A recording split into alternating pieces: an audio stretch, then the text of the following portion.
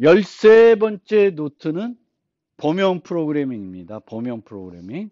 그래서 템플릿이라는 기능을 이용해서 범용 함수나 범용 클래스를 만드는 방법을 이제 설명해 드릴 거예요. 그래서 범용 클래스를 만드는 방법을 설명해 드리겠습니다. 그래서 범용 프로그래밍은 크게 범용 함수를 만드는 거, 범용 클래스를 만드는 거 두 가지로 나누어서 생각해 볼 수가 있고요. 범용 함수는 어떤 함수라는 거는 어떤 기능을 수행하는 것이 목적이기 때문에 범용 함수를 만든다는 건 세상에 존재하는 모든 타입을 다 받아서 처리해주는 함수를 만들겠다는 것이 아니라 요 기능을 할 수 있는 애들은 받아서 처리해 주겠다라는 거예요. 제한적인 의미를 가지고 있어요. 범용 함수니까 하나의 타입만 처리해 줄 수가 있는 건 아닌데 모든 종류의 타입을 다 처리하겠다는 건 아니고요.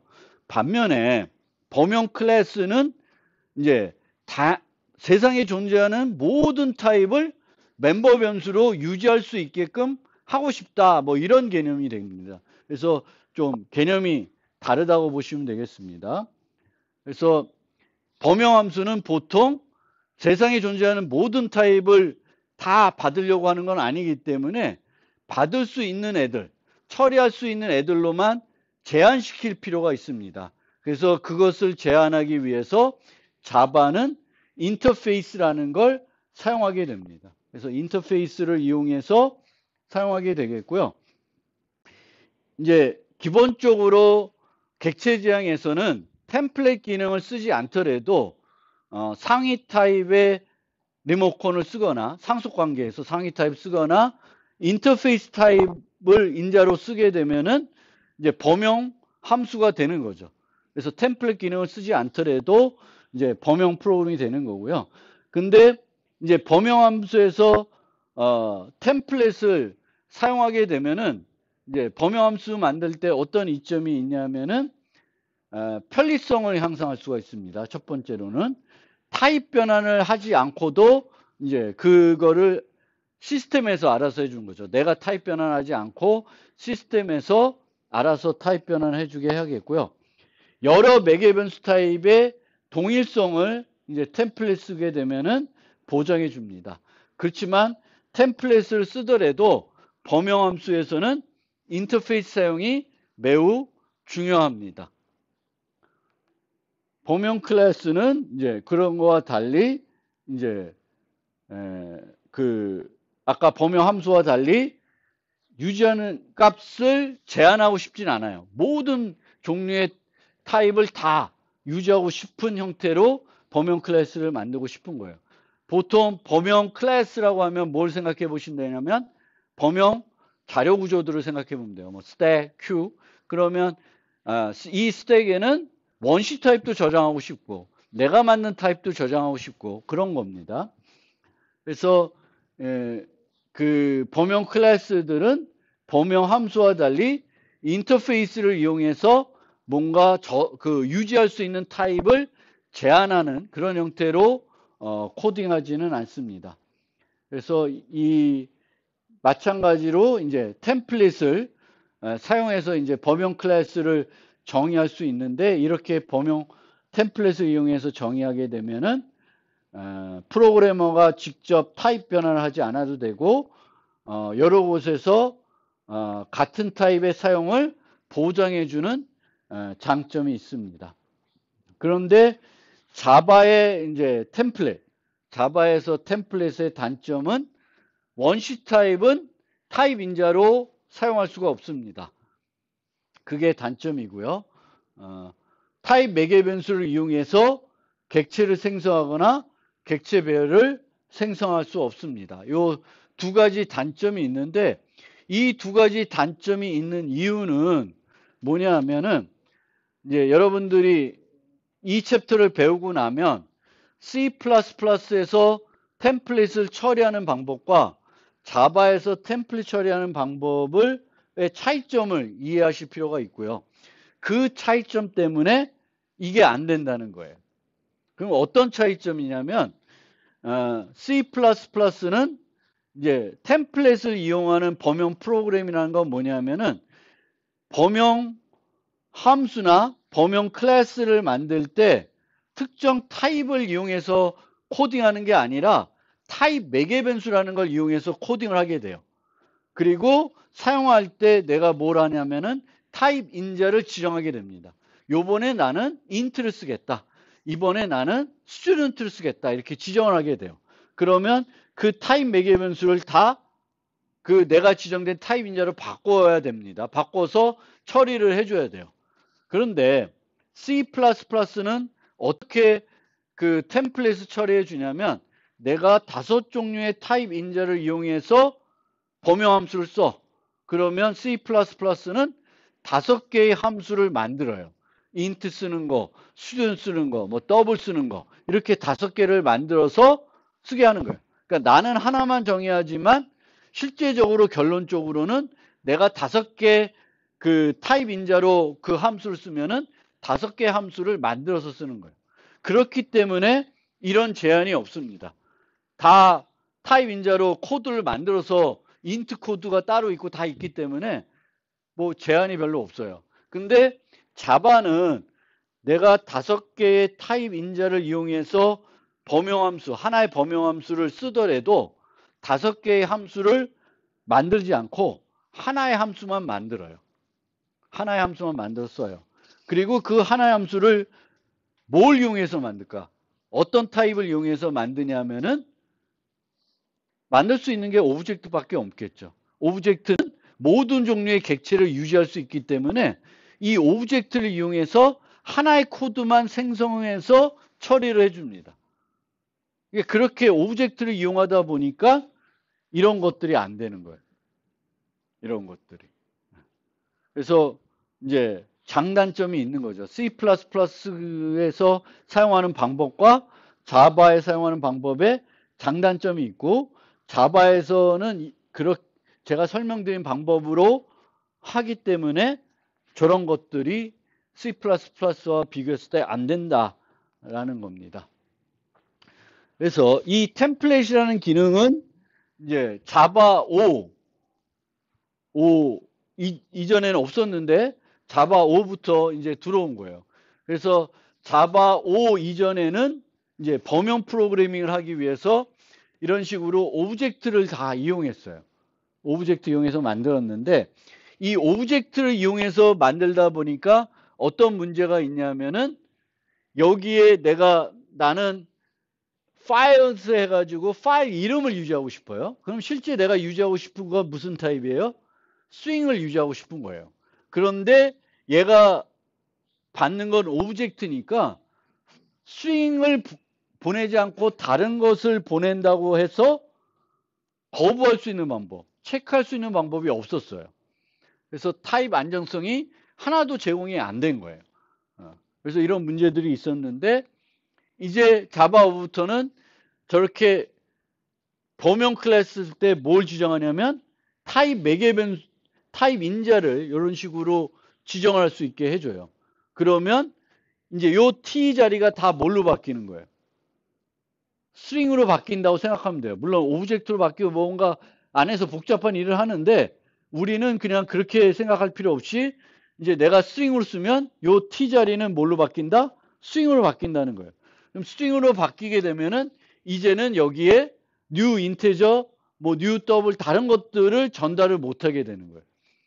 그러니까 t를 씀으로써 이제 내가 지정된 타입 인자 외에 다른 것들은 안 들어오는 거죠.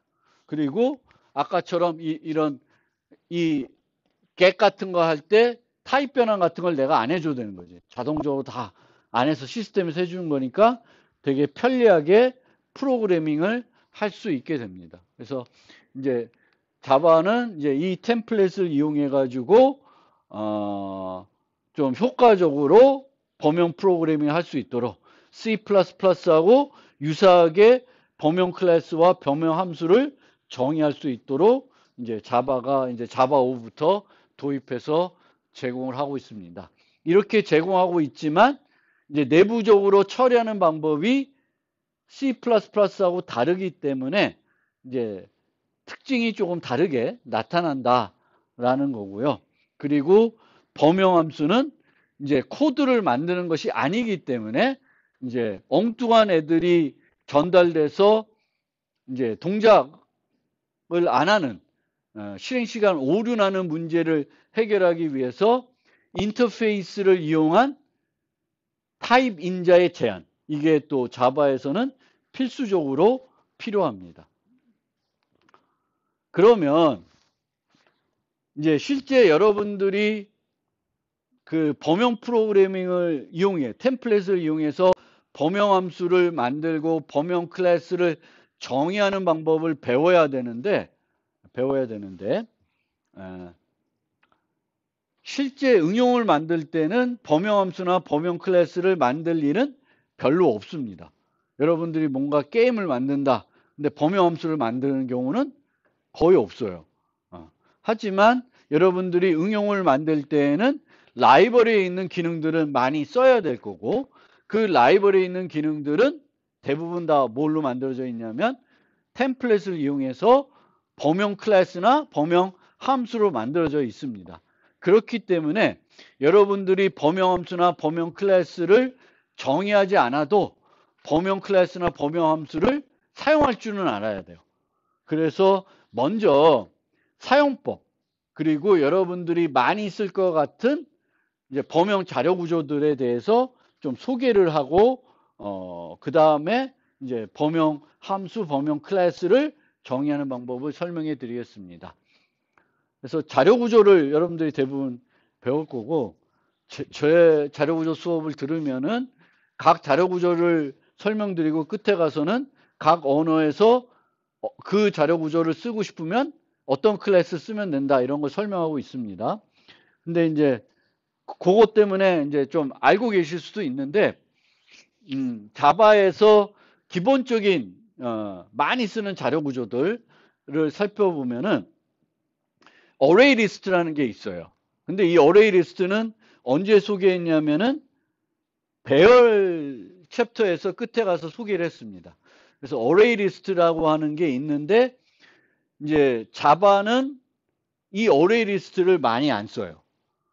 C++는 std 벡터를 배열을 거의 안 쓰고 std 벡터를 많이 쓰는데, 이제 자바에서는 어레이 리스트를 많이 안 쓰고 오히려 배열을 많이 씁니다. 근데 이렇게 배열을 많이 쓰는 이유는, 첫째, 어레이 리스트는 그 배열 연산자를 이용해서 프로그래밍이 안 돼. get, set 뭐 이렇게 써야 돼. 불편해요. get, set 불편해요. 그 다음에 얘는 범용 클래스니까 원시 타입을 그대로 유지를 못해요. 원시 타입을 유지하고 싶으면은 그 원시 타입을 뭘로 바꿔야 되냐면 객체로 바꾼 다음에 유지를 하게 됩니다. 그럼 뭐야? 비용이 들어가죠. 그러니까 그 비용이니까 속도가 느려져요. 그래서 원시 타입을 처리하고 싶으면은 어레이 리스트 인테저보다는 인트 배열이 더 나은 거예요. 그리고 배열은 이제 자바에서는 모든 배열이 무슨 배열이에요? 동적 배열이죠. 그러니까 용량을 막 확장되는 걸 걱정하지 않고 처음부터 내가 필요한 만큼 만들어 쓰기 때문에 굳이 이제 어레이 리스트 같은 걸 쓰는 이유 중에 하나는 저절로 늘려주죠, 용량을. 내가 용량을 잘 모를 땐. 그래서 그런 이유 때문에 자바에서는 어레이 리스트는 많이 안 쓰고, 이제 선형 리스트가 필요할 때는 그냥 배열로 프로그램해도 충분히 프로그램 할 수 있으면 배열을 쓰고요. 더군다나 그게 원시 타입을 유지할 거면은 이제 이런 자료 구조 대신에 배열을 만들어서 많이 프로그램 합니다. 속도 향상을 위해서. 그러면 이제 어레이 리스트를 빼고, 그 다음에 우리가 많이 쓰는 자료 구조들이 스택, 큐, 덱, 집합, 맵 이런 것들이 있죠. 그래서 스택은 이제 스택이라는 이름으로 쓰는데, 이 스택은 조금 그래요. 자바의 스택은 별로야. 왜냐하면 이 자바의 스택은 내부적으로 뭘 이용해서 만들었냐면 어레이 리스트를 이용해서 만들지 않고 벡터를 이용해서 만들었어요. 근데 이 벡터라는 건 어레이 리스트와 똑같은 배열 기반 선형 리스트예요. 근데 이 벡터는 안에 뭐가 들어가 있냐면은 멀티 프로세스 환경에서 다중 스레드 환경에서 잘 돌아갈 수 있게끔 그 기능들이 포함되어 있어요. 그래서 멀티 스레드 환경이 아니면은 벡터 쓰지 말고 뭘 쓰라 그래? 어레이 리스트를 쓰라 그러죠. 그런데 스택도 마찬가지로 그러면 여러분들 일반적인 환경에서는 내부적으로 벡터 쓰는 스택을 쓰는 게 좀 별로잖아요. 그래서 차라리 그럴 때는 스택을 쓰지 말고 그냥 어레이 리스트 써서 스택처럼 써도 되고 그냥 스택 대신에 뭘 쓰면 되냐면 덱을 쓰셔도 돼요. 덱을 써가지고 덱은 뭐예요? 스택은 한쪽으로 막 하는 거죠. 리폴에서 앞에서 막 빼고 앞에서 넣든가 뒤에서 막 넣으면은 스택이 되는 거예요.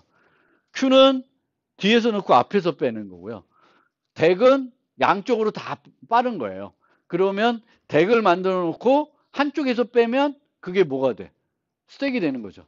어레이 리스트도 만들어 놓고 어레이 리스트에 푸시백, 팝백 하면은 그게 뭐가 돼? 스택이죠.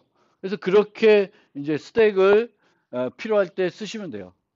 물론 간단한 거 그냥 자바에서도 스택을 쓰시면 됩니다. 그래서 알아두시고요. 스택은 내부적으로 벡터를 만들어 있어서 좀 마음에 안 든다. 여기 있고요. 뭐 스택은 그러면 주로 우리가 어디서 쓰냐? 이제 리포 방식이기 때문에 가장 최근에 뭘 했는지를 기억해야 되면 스택을 많이 씁니다. 스택을. 그래서 스택을 이용한 대표적인 문제가 바로 가로 검사.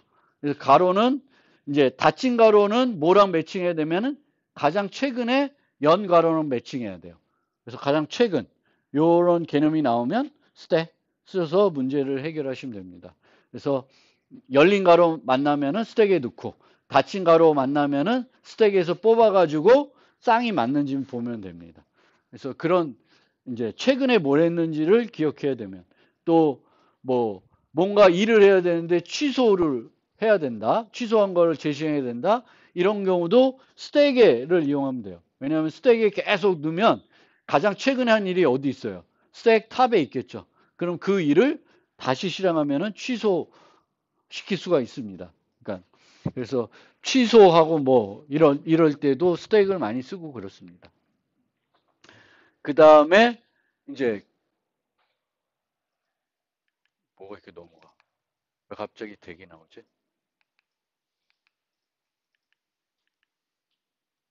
큐가 나와야 되는데. 큐예요, 큐. 큐인데 이 자바에서는 큐를 그냥 큐로 만들어 놓은 게 아니라 이제 array DQ라는 게 덱이라는 게 있고요. 아니면 여기처럼 링크 리스트를 쓰시면 돼요. 근데 링크 리스트는 이중 연결 구조예요. array 덱은 내부적으로 어떻게 구현되어 있을까요? 덱은 양쪽으로 뺄 수 있어야 되죠. 근데 덱은 배열로 내부적으로 만들었는데 큐를 만들고 싶으면 어떻게 만들 수 있어? 뭘로 만들어야 돼? 순환 배열로 만들어야 돼요. 그래야지만 이쪽을 집어넣고 이쪽을 빼는 게 효과적입니다. 순환 배열로 만들지 않고 그냥 배열로 만들면은 넣는 거는 빠르게 넣어도 빼는 거는 앞으로 다 하나씩 이동시켜야 돼서 그거를 자료 구조로 쓸 수는 없어요. 그래서 array tag 또는 링크 리스트를 쓰는데 어떤 걸 쓰든지 간에 Q를 쓰고 싶다 그러면 나는 Q 리모컨을 쓰는 거예요.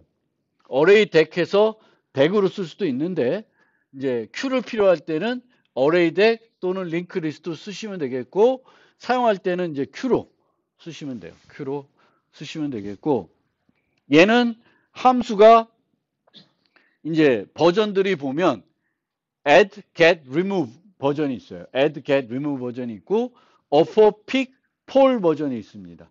그래서 똑같은 메소드를 두 쌍을 제공하는 거예요. 항상 자바는 두 쌍을 제공해요. 그리고 이 두 쌍은 어떤 차이가 있냐면 하나는 문제가 있을 때 예외를 발생하고요. 다른 하나는 예외를 발생하지 않고 어떤 값을 반환해서 예외 사실을 알립니다. 그러니까 그거는 차이가 있고요. 보통 Q 같은 데서 어떤 예외가 발생할 수 있을까? Q 같은 데서. 비어있을 때 팝한다. 그럼 뭐야? 안 되죠. 비어있으면 팝을 못 하잖아요. 그때는 얘는 이 버전은 add remove 버전은 remove를 하면은 예외가 발생할 거고요. 얘는 뭐 너를 주겠죠. 뭐 문제가 있다라는 거. 그래서 내가 이 버전은 내가 쓰고 체크를 해야 되는 거고 이 버전은 근데 저는 예외 버전이 좋아요. 왜냐하면 예외 버전을 쓰면 내가 잘못 쓰면 프로그램이 어떻게 되겠어요? 죽겠죠. 그럼 내가 뭔가 프로그램을 잘못했구나 수정을 하시면 되니까 저는 예외 버전들이 좋습니다. 그리고 이제 배열 기반 자료 구조를 이용할 때는 이제 초기 용량이 중요해요. 왜냐하면 얘가 다 동쪽 배열로 이렇게 배열의 용량을 늘리기 때문에 얘네 이 어레이 덱은 초기 용량이 16입니다. 그래서 16보다 적은 걸 만들 필요는 없고요. 그럼 기본 생지라 쓰시면 되겠고요. 내가 한 30개를 저장할 거다. 그럼 30개로 만들어 놓고 출발하는 게 효과적인 겁니다. 그래서 그렇게 하시면 되겠고 링크 리스트는 초기 용량을 지정해 줄 필요가 전혀 없는 애들이고요. 연결 구조는. 그래서 그 특성도 잘 이해하고 쓰시면 되겠고 Q는 문제 해결할 때는 많이 안 써요. 문제 해결할 때 안 쓰는데 이제 문제들 중에 무슨 문제가 있냐면 트리 탐색, 그래프 탐색해야 되는 문제가 있고요. 이제 요 탐색할 때 쓰는 알고리즘이 BFS, DFS인데 DFS는 무슨 자료 구조를 이용해서 구현해요? 스택을 이용하게 되겠고 DFS는 스택, BFS는 Q를 이용하게 됩니다. 그래서 이런 2차원 배열로 어떤 맵을 줬을 때 탐색을 해야 될 때 우리가 주로 이제 BFS로 많이 구현을 해요. 그래서 BFS를 쓸 때 이렇게 이제 Q를 이용해서 쓰게 된다. 그거 기억해 두시면 되겠고 그 다음에 Q 중에 Priority Q가 있어요. Priority Q는 선형 자료 구조가 아닙니다. 선형 자료 구조가 아니고 내부적으로 뭘로 구현되어 있어요? 힙이라는 자료 구조로 구현되어 있고 힙은 배열로 구현되는 자료 구조입니다. 이진 트리인데 항상 완전 이진 트리를 유지할 수 있기 때문에 배열로 만들어서 처리를 합니다. 근데 이제 이 프라이어티 큐는 이제 뭘 해줘야 되냐면 여기에 기본적으로 넣게 되면은 민 힙이 돼요. 작은 값이 이제 먼저 나오는 거죠. 먼저 나와요. 근데 내가 이제 어떤 애들을 넣는데 이제 내가 우선순위를 지정해 줘야 될 거 아니에요. 그 우선순위 지정할 때 뭐 나중에 이제 배우게 되면 람다 표현식을 써가지고 내가 사용할 기준들을 넣어줘야 돼요. 만약 기준을 안 넣고 여기에 객체를 넣으면은 뭘 이용해서 기준을 쓸까? compare to 메소드를 이용하게 되겠습니다. compare to 메소드 이용해 가지고 가장 작은 애를 먼저 주게 돼요. 그래서 compare to가 아닌 그 comparable 아닌 애를 여기에 그 인자로 쓸 수는 없어요. 그럼 이제 못 만들 거예요.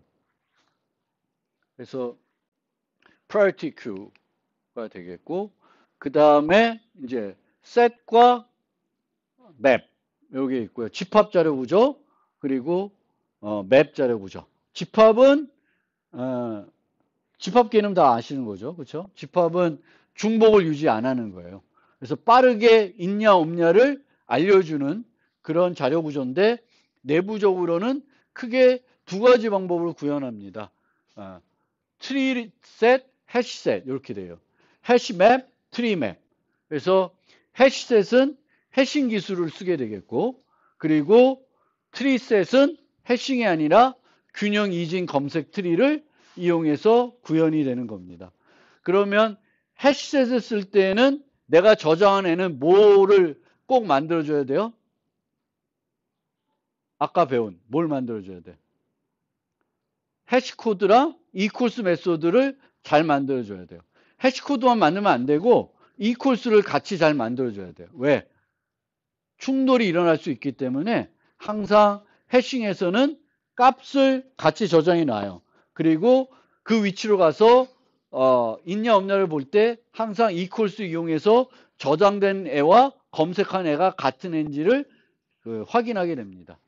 그래서 set, hash set 이 되겠고 그러면 트리 셋을 쓸 때는 그럼 만들어야 될 게 없나? 트리셋은 균형 이진 검색 트리를 이용하게 되겠고, 이 이진 검색 트리는 비교해가지고 작으면 이쪽, 크면 이쪽 이렇게 가는 거예요. 그러려면 뭐가 있어야 돼요? 컴페어러블한 애야. 컴페어 투 메소드가 구현되어 있는 그런 애들을 이제 저장을 해야 돼. 트리셋에는. 그래서 해시셋 쓰려고 그러면 그 해시코드와 이퀄스를 잘 정의해 줘야 되겠고, 트리셋 쓰려면 이제 컴페어러블을 구현하고 컴페어 투 메소드를 만들어 주셔야 돼요. 물론 트리셋을 만들면서 내가 그 사용될 비교 함수를 람다 표현식 같은 걸 써서 생성할 때 줄 수도 있지만, 안 주게 되면 컴페어러블한 해야 됩니다. 그리고 이 해시셋은 성능이, 내가 기대한 성능이 되려면 충분한 공간을 확보해 줘야 되는데, 여기서 충분한 공간이란 얼마? n개를 저장할 거면은 1.3n 이상 공간을 확보해 주시면은 충돌의 기대값이 1 정도가 돼요. 그래서 많이 안 일어난다, 이렇게 되시면 되겠습니다.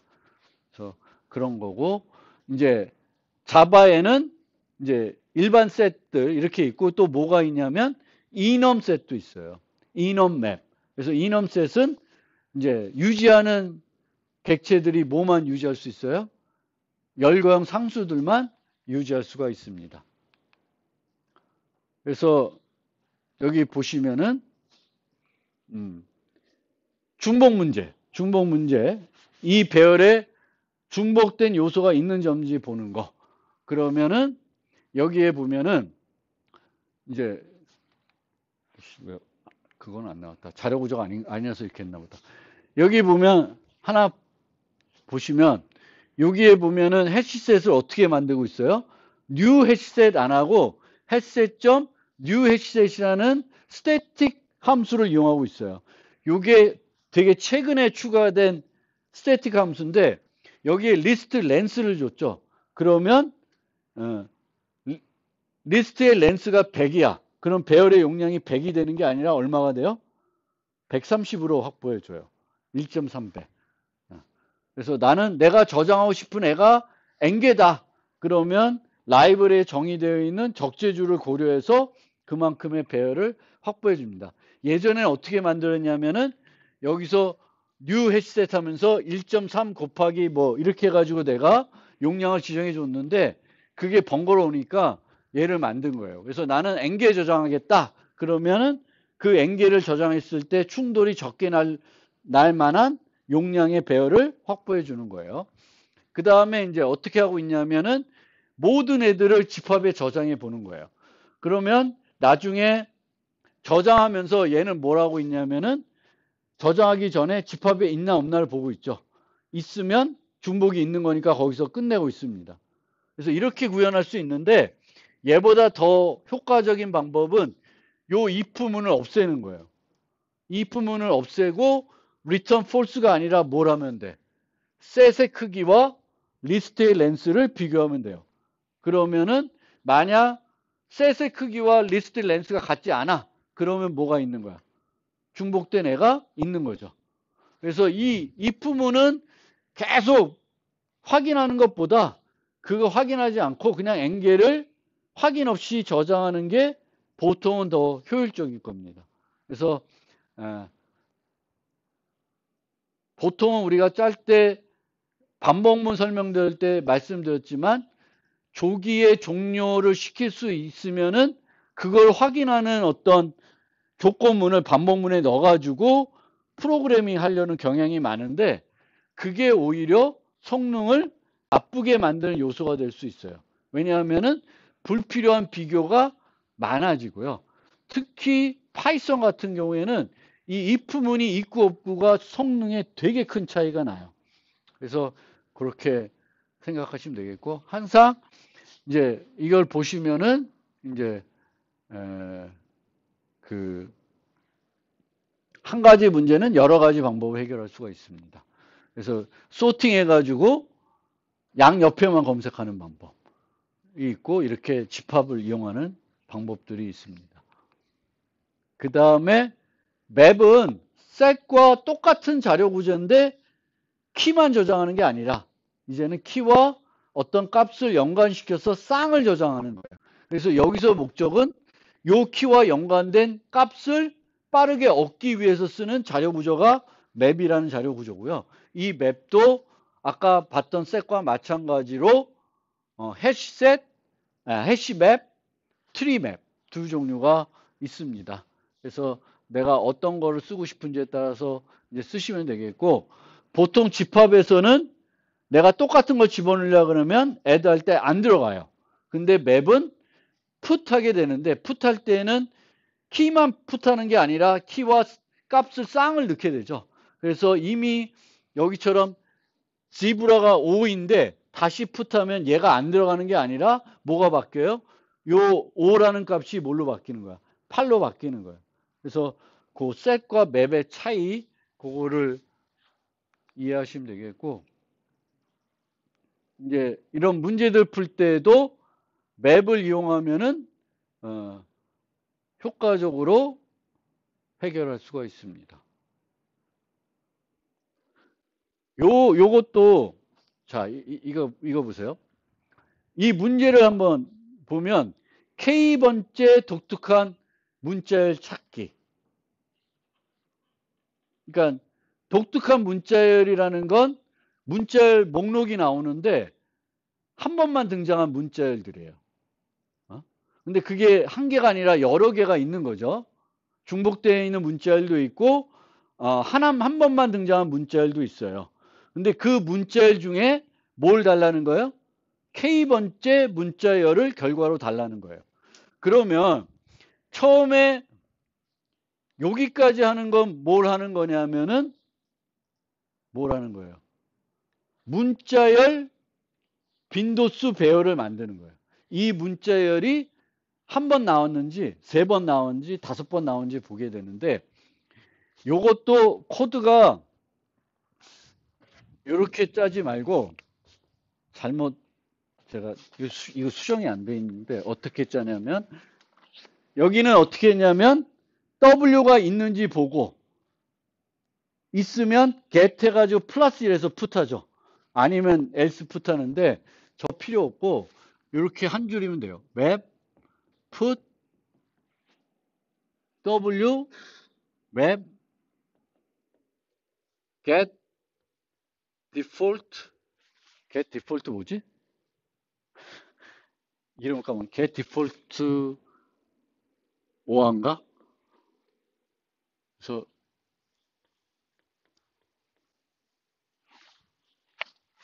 이 이름은 정확히 기억이 안 나는데 이렇게 하면 돼요. 그래서 get default 5와 맞아요? 모르겠는데 하여튼 이런 함수가 있어요. 그래서 얘를 부르면 get을 하는데 없어. 그러면 0을 줘요. 있으면 그 값을 줍니다. 그러면 이렇게 하게 되면은 없으면 0 더하기 2니까 2를 넣게 되겠고요. 나머지 경우에는 추가를 하게 돼요. 그러면 요걸 이용하게 되면은 요 세 줄 대신에 요 세 줄 대신에 요 한 줄이면은 이제 카운터, 그러니까 그 빈도수 배열을 만들 수가 있습니다. 그러면 각 문자열이 몇 번 등장하는지 알겠죠? 그러면 다시 처음부터 또 가는 거예요. 가면서 K번째를 찾으면 돼요. 그래서 W에 get 했더니 1이야. 그러면 걔가 유일 문자열이죠. 한 번만 등장한 문자열이니까 J를 증가시키고 이 J가 K가 되면은 그 문자열을 반환해 주면 돼요. 그래서 빈도수 배열을 만들 때 우리가 보통 문자열 처리할 때 요번에 시험도 볼 텐데 문자열을 우리가 처리할 때 빈도수 배열을 만드는 경우가 많아요. 근데 그때는 뭘 이용해서 만드냐면은 26개짜리, 용량이 26개짜리인 배열을 이용해서 만들어요. 왜냐? 그 저장해야 될 게 A, B, C, D 해가지고 26개의 소문자잖아요. 그리고 그 소문자로부터 그 배열로 매핑되는 그 매핑 함수가 쉽게 만들 수 있어요. 이렇게 C-A 하면은 0, 1 이렇게 주잖아요. 그러면 인테저 26개짜리 배열을 쓰시면은 이제 만들 수가 있는 거죠. 그런데 얘는 비슷한 문제인데 얘는 빈도수 배열을 개별 문자 A가 몇 개 등장한 게 아니라 애플, 바나나, 뭐 그레이프가 몇 개 등장한지 아는 거니까 걔는 배열로 안 되잖아요. 인테저 배열로 안 되죠. 왜? 애플을 이렇게 뭔가 매핑할 수가 없잖아요. 그럼 이제 이렇게 매핑하는 그걸 우리가 자료구조 시간에 뭐라 그러냐면은 direct addressing, 직접 주소 지정 방법인데 이 문제는 직접 주소 지정이 안 되는 거잖아. 문자열은 다양하니까 그 문자열들을 어떤 함수를 이용해서 배열로 매핑하는 배열을 만들 수가 없어요. 그럼 그때 뭘 쓰는 거야? 빠르게 또 갱신해야 되니까 맵을 쓰는 거예요. 맵은 그런 거 신경 안 써도 되지. 매핑하는 함수에 대해서 크게 신경을 안 써도 돼요. 다이렉트 어드레싱은 내가 만든 배열만큼 매핑하는 그 함수를 딱 만들 수가 있어야 되는데 그 해싱은 그게 아닙니다. 그래서 이제 이런 문제들을 여러분들이 만났을 때 근데 여러분들이 해시맵이라는 걸 모른다. 그럼 이 문제 못 풀어. 여러분. 이거 어떻게 풀 거야?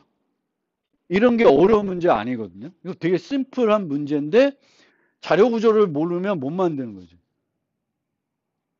이걸 자료 구조 없이 어떻게 만들려고? 이 개수를 세야 되고 얘가 한 번 나오는지 두 번 나오는지 세 번 나오는지 알아야 되는데 이거의 시간 복잡도는 어떻게 돼요?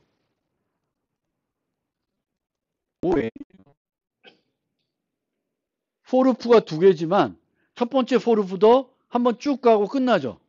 그 다음에 포르프도 한번 최악의 경우 끝까지 갈 수도 있는데 끝까지 가요. 그럼 위에 것도 ON, 밑에 것도 ON이에요. 그럼 뭐야? ON이에요.